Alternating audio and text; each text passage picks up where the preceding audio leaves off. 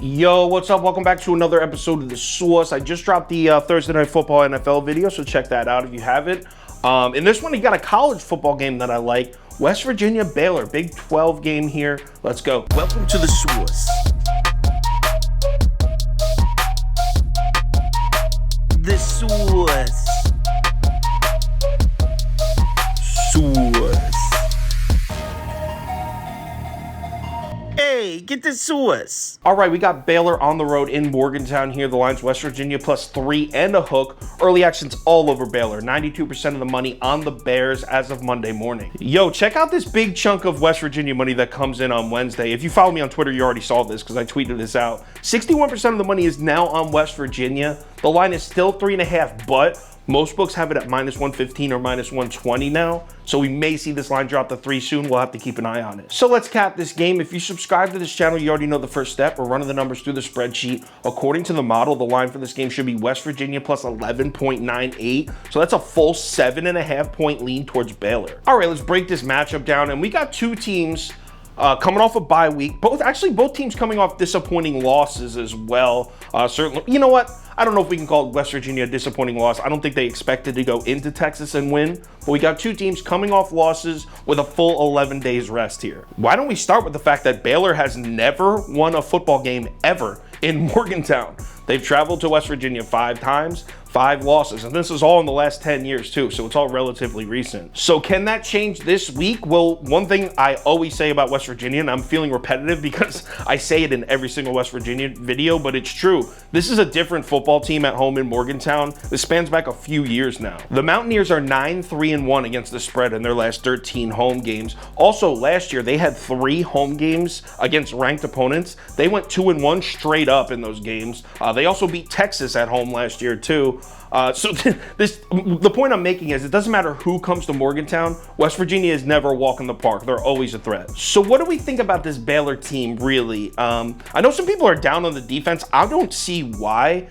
In fact, if I'm a Baylor fan, I think I'm going to be pretty pumped about what I've seen from the defense so far. Baylor's sitting at 25th in DFEI, so top 25. Keep in mind, this is a Baylor team that was just 113th in returning production on the defensive side of the ball. So I wasn't expecting much from this defense this year. The fact that they're sitting in the top 25, I feel like you have to be happy with that. Baylor's defensive line ranks 18th in adjusted line yards. So this West Virginia team, the offensive line actually hasn't been that bad, but the team as a whole has been struggling to establish a run game. Just 4.2 yards per carry, 62nd in the country. So like I said, even though the offensive line's been okay, I really don't know how much success West Virginia is going to have running the football against this Baylor defense. But good news, West Virginia, I like your passing game, and I know the numbers from JT Daniels don't blow you away. 63.5% completions, 8 touchdowns, 2 picks, 6.68 yards per carry, yards per attempt, I'm sorry. Those numbers could definitely be better. But I want you to take note that this dude has played 3 tough road games already. He went on the road at Pittsburgh, on the road at Texas, on the road at Virginia Tech. I don't know how tough Virginia Tech is, but it's on the road at an ACC school. So a lot of schools are just now playing last week, just played their first road game of the season.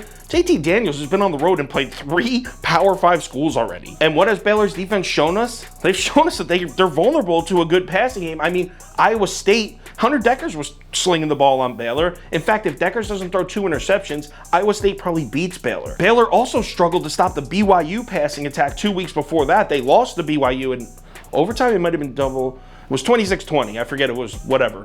But they lost to BYU, and they struggled to stop that passing attack as well. I really think JT Daniels and the West Virginia offense is going to make plays through the air in this game. But the question is, can West Virginia make stops? And that's a huge question because the defense has definitely been disappointing this year. I mean, they gave up 42 points to Kansas, 38 to Pittsburgh, 38 to Texas. You cannot say this West Virginia defense has been good. I personally don't find Baylor's offense that threatening, though. Just being honest here. I know they sit at 24th in OFEI, but they're not as explosive as Texas or Kansas. It's not that kind of offense. I mean, Baylor's offense got outgained by Iowa State, the game I was just talking about. They also failed to hit 400 total yards last week in the Oklahoma State game. And here's the part that's the most significant.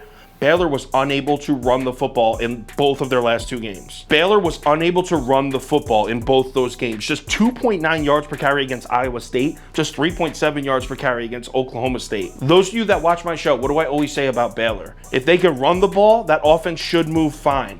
But if that running game disappears, I don't know how much I trust Blake Shapen to win games with his arm. Now, Blake Shapen has actually been decent this year, so I don't want to shit on the guy, but look at the game last week against Oklahoma State. Baylor gets the ball in the fourth quarter, down 1 score. He throws back-to-back interceptions on back-to-back drives, which kind of confirms my theory that this dude is not going to win football games for Baylor. He's good enough to not lose them, though. I think West Virginia's defense shows up like it usually does in Morgantown. I think Blake Shapen has a real tough time getting going.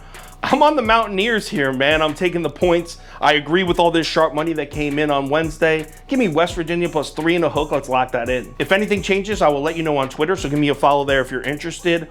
Also, if you want the final tickets that I do with the bet of the day, underdogs of the day, parlays of the day, same game parlays, that kind of stuff, head over to KyleKirms.com or download the Sauce Network app. All right, week 7 of college football already. We are cruising. We're up like, I think 12.2 units in college football. We're having a great year. Let's keep it rolling. I'll talk to you on Twitter.